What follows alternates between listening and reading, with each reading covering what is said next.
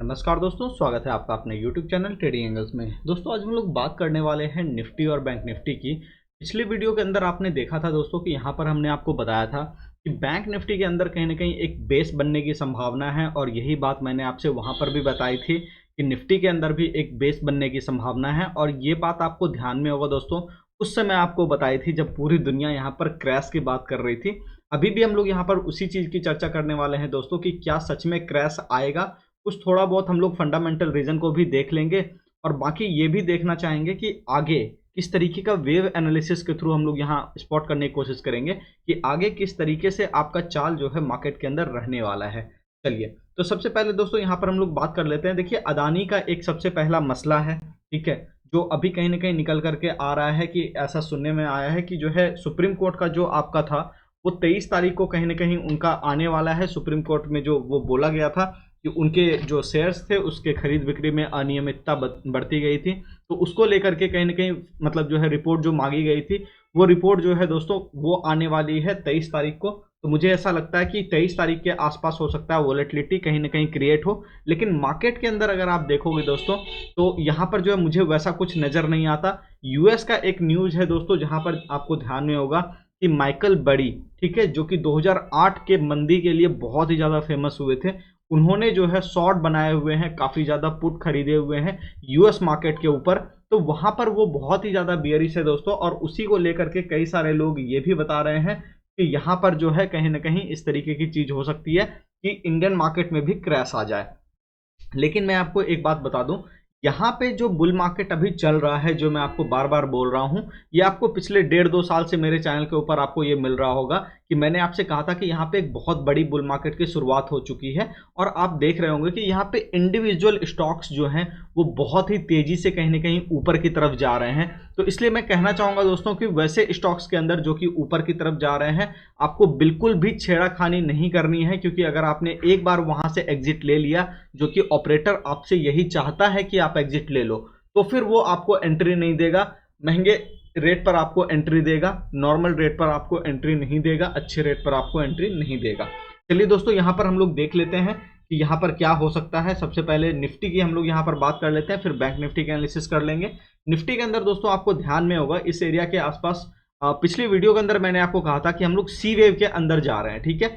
अब ये hourly chart के अंदर आपको ध्यान में होगा दोस्तों कि इस एरिया पर मैंने आपको कहा था कि यहाँ पर ये अपना बी वेव बना है, ठीक है, और एक बड़े टाइम फ्रेम का सी वेव लगाने के लिए हम लोग कहीं ना कहीं नीचे की तरफ ये जा रहे हैं, जो कि इस तरीके से हम लोग यहाँ पर बता रहे थे पिछले वीडियो में कि जा रहे हैं। अभी देखिए इसके 15 मिनट चार्ट को अगर हम लोग यहाँ पर खोलें तो आपको यहाँ पर साफ साफ दिखाई दे रहा होगा 15 मिनट चार्ट के ऊपर। एक सेकेंड जी, चार्ट खुल गया। चलिए यहाँ पर देखते हैं। देखिए यहाँ पर दोस्तों फर्स्ट वेव आपका जो है कहीं ना कहीं बन चुका। सी वेव के अंदर 5 लेग होता है दोस्तों, आपको भी ये पता है, ठीक है। पिछले वीडियो में अगर आप बिल्कुल यहाँ पर जुड़े होंगे तो आपको पता होगा। यहाँ पर देखिए सबसे पहला यहाँ पर फर्स्ट वेव बन चुका है, यहाँ पर इसका 5 वेव का सब डिवीजन भी यहाँ पर आपको दिखाई दे रहा होगा।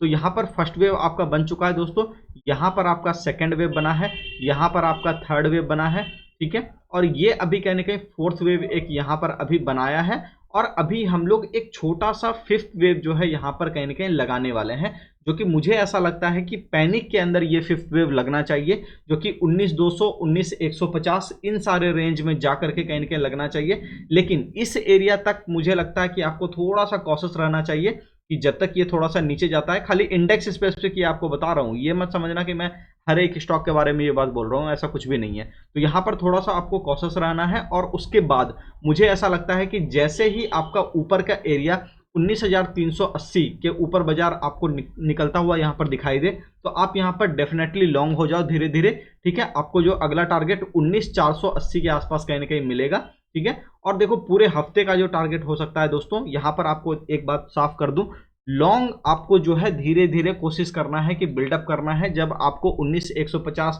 19,200 इन सब रेंज में कहीं ना कहीं बाजार दिखाई दे और ऊपर की तरफ जाता हुआ दिखाई दे इस तरीके से, तब आपको कहीं ना कहीं लॉन्ग बिल्डअप करना है दोस्तों। टारगेट जो मैक्सिमम ऊपर का हो सकता है पूरे हफ्ते का 19,650 के आसपास कहीं ना कहीं मुझे लगता है टारगेट हो सकता है, और नीचे का जो रेंज हो सकता है 19,100 के आसपास कहीं ना कहीं हो सकता है। तो इसको बिल्कुल ध्यान में रख करके उसके बाद कहीं ना कहीं काम कीजिए।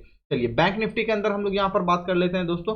अब बैंक निफ्टी के अंदर भी आपको ध्यान में होगा बिल्कुल सेम चीजें मैंने आपको यहाँ पर भी बताई थी कि बिल्कुल उसी तरीके का काम कहीं ना कहीं बैंक निफ्टी के अंदर भी हो रहा है। जिगजैग का एक फॉर्मेशन डेवलप हुआ है दोस्तों, आपको ध्यान में होगा इस एरिया पर मैंने आपको बताया था पिछले वीडियो में कि यहाँ पर जो है बी वेव एक बना हुआ है, ठीक है, इस एरिया के आसपास। और आप देखो यहाँ से आप देखोगे तो आपको यहाँ पर एक 5 वेव का सब डिवीजन के साथ 1 2 3 4 5 यानी कि एक सी वेव इसके अंदर मुझे ऐसा लग रहा है कि ये लग चुका है, ठीक है। हालांकि कंफर्मेशन आएगी तभी मुझे यहाँ पर बिल्कुल ये चीज लिखनी चाहिए, लेकिन फिर भी मैं आपको यहाँ पर सी को स्पॉट कर देता हूँ। मुझे ऐसा लगता है कि ये काम आधे से ज्यादा हो चुका है, ठीक है, मतलब 85% के आसपास हो चुका है। हालांकि ये रनिंग में अभी भी है।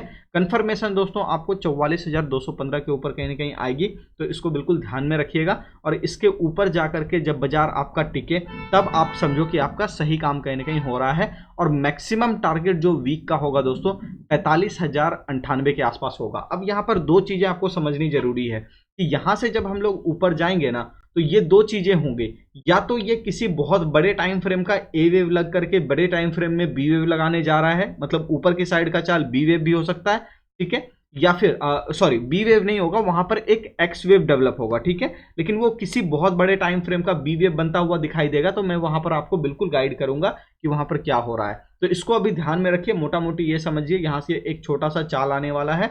अब वो एक नए एक्स वेव को डेवलप करेगा, ठीक है, या फिर जो है एक नई चाल की तरफ बढ़ जाएगा। वो हम लोग पीछे पीछे फॉलो करते हुए चीजों को देखते हुए उसके बाद फिर हम लोग कहीं ना कहीं इसके ऊपर काम करेंगे। चलिए दोस्तों, आशा करता हूँ वीडियो आपको काफी अच्छा लगा होगा और आपको समझ में आ गया होगा कि मार्केट आज भी किस डायरेक्शन के अंदर है और कहां पर अभी आने वाले समय में जा सकता है। मिलते हैं दोस्तों नेक्स्ट वीडियो में, तब तक के लिए अपना ख्याल रखिए।